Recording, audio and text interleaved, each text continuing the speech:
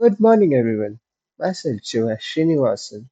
I'm a student of SIS College of Arts, Science and Commerce, Nehru, and today I'm going to be presenting on the topic Causes of Disequilibrium in Balance of Payment. Before we see what are the causes of disequilibrium in balance of payment, let us first see what is balance of payment. Balance of payment, also known as BOP, is one of the most important indicators of a country's economic health. It records all economical transactions between residents of a country and the rest of the world during a specific period, usually an year. These transactions include exports and imports of goods and services, foreign investments, loan, remittance, and transfer. It can be classified into current account and capital account. In theory, the balance of payment always balances because every debit has a corresponding credit. However, in practical economic terms, countries often face imbalances of their external account when payment to foreign countries exceeds receipts, or vice versa. It creates a condition known as disequilibrium in balance of payment. How is it important and relevant to us? The disequilibrium in balance of payment helps us know the exchange rate, the foreign exchange reserve, the inflation, the employment, and overall economical stability of a country. Therefore, understanding the cause, the types, and remedies of POP disequilibrium is crucial for policymakers, economists, and students of economics. Now, let us see what are different types of disequilibrium in balance of payment. First is cyclical disequilibrium. It arises due to business cycle fluctuation. During a boom, import increases because of domestic incoming prices. During a recession, export may decline due to reduced global demand. These cyclical changes create temporary imbalance. This type of disequilibrium is generally short-term and self-correcting once the business cycle is stabilized. We have structural disequilibrium. It occurs due to fundamental changes in the economy that may result from technology changes, changes in consumer preference, shift in global demands, lack of competitiveness. Next, we have secular disequilibrium. Secular disequilibrium is long-term imbalance due to economic development patterns. Developing countries often face deficit because they import capital goods and technology from development while exports grow slowly. And we have fundamental disequilibrium. It refers to deep-rooted and persistent imbalance that cannot be corrected without major policy changes such as currency devaluation, structural reforms, and trade policy. We'll see this when we go ahead.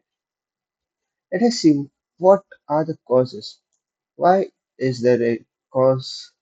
Why is there is disequilibrium in the balance of payment? There are a lot of consideration. There are a lot of causes. It can be divided into three factors, which is economical, political, and social. If we say about economical, we can say excessive import.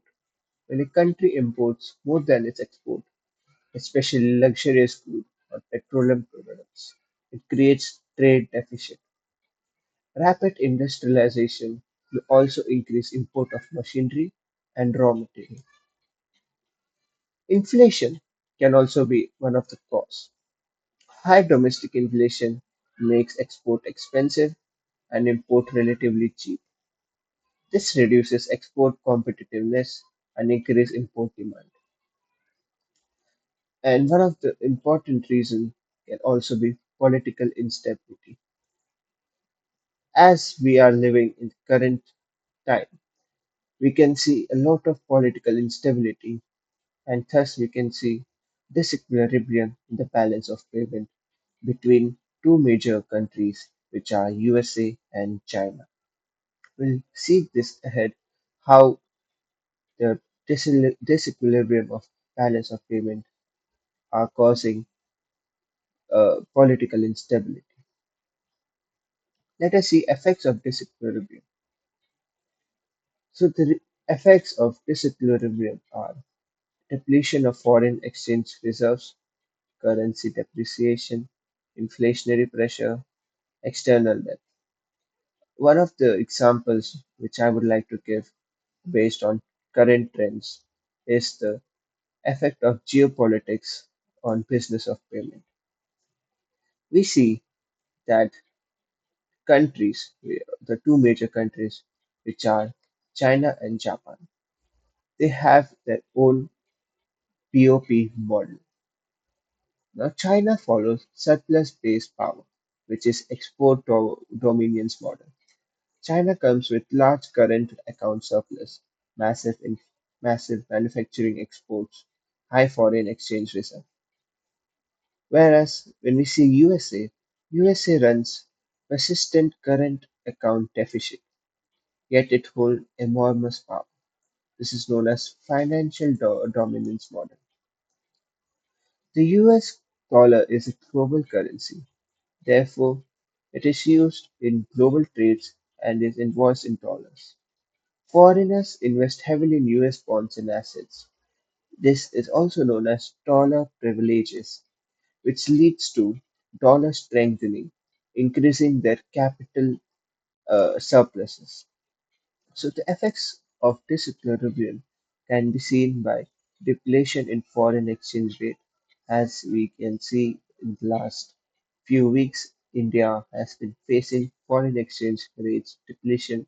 This is because of the tariffs which was introduced by the US government on India. And we could see the currency depreciation happening of Indian rupees compared to the US dollars. We could see the inflationary pressure which was being built and loss of investors' confidence on the Indian market, which can be seen in the Nifty and Sensex, which were stagnant uh, during these times. Now let us see how we can measure and correct disequilibrium in the balance of payment. First is monetary measure. Monetary measures are taken by the government to reduce disequilibrium, such as tightening monetary policies to control inflation, increase in interest rate to attract foreign capitals, credit controls to to reduce imports. We can see that Trump introduced the new Fed president, which was Kelvin Bosch. He removed the old Fed president, which was Jerome Powell, because he was cutting the interest rate quite slowly. And we can see now that the US dollar is strengthening again because of the monetary measures which were taken by the US government. Now, the second is fiscal measure to reduce in government expenditure, increase in taxes to reduce disposable income, and export incentives. Another measure to correct disequilibrium is exchange rate adjustment.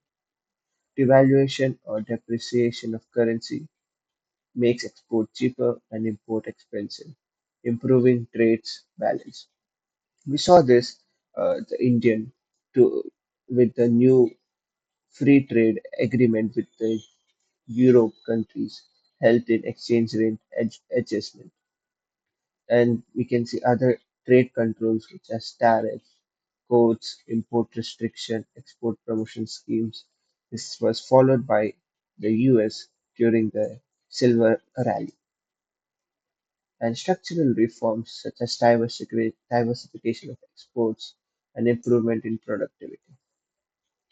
So to conclude, we can see that the whole geopolitics which runs behind is caused by disequilibrium in balance of payment. and reflects external economical imbalances in the country.